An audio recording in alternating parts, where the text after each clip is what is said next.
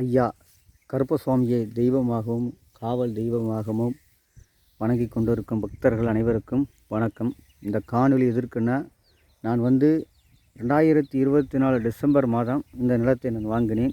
அப்போது இந்த நிலம் தரிசு தான். தற்போது நான் மக்காச்சோளம் பயிரிட்டுள்ளேன். அதோ தெரிகிறது வருகின்ற அந்த ஆலமரம் தான் எங்கள் ஊர். அந்த ஊரிலிருந்து கிட்டத்தட்ட ஒரு 7 விளைநிலங்களை தாண்டி தான் இந்த ஐயா சந்தனக்கருப்பர் இருக்கிற ஆலயத்திற்கு வர முடியும். சரி, நான் இந்த ஆலயம் இந்த நிலத்தை நான் விவசாயம் செய்வதற்காகத்தான் வாங்கினேன். தற்போது எனக்கு அவர் அந்த உருவத்தை காட்சி கொடுத்து ஐயா உருவமாக எனக்கு தோன்றினார்.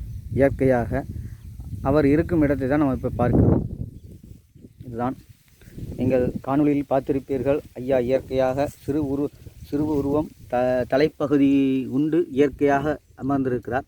நான் இங்கே கிடந்த கற்களை வச்சு சின்ன ஒரு திண்டு மாதிரி மழை நேரத்தில் ஐயா இடத்துல கொஞ்சம் மண் சேறு எதுவும் இருக்காமல் இருக்கிறதுக்காக இந்த திண்டு போன்ற நான் அமைத்திருக்கிறேன்.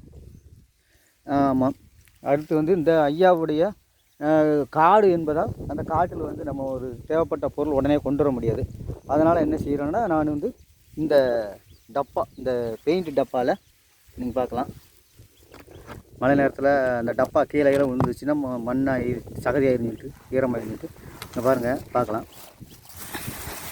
இதில் பார்த்தீங்கன்னா இந்த டப்பாவில் மழை நேரங்களில் எதுவும் நனைஞ்சிடக்கூடாதுன்ட்டு ஐயாவுக்கு தேவையான பூஜை பொருட்கள் பத்தி, இந்த பத்தி, இந்த நம்ம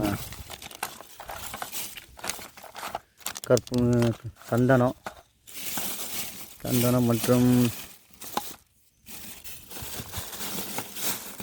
கற்பூரம் இருக்குது. கற்பூரம், இது ஜாஸ்மின் ஷோப் ஒன்று இருக்குது. இது நம்ம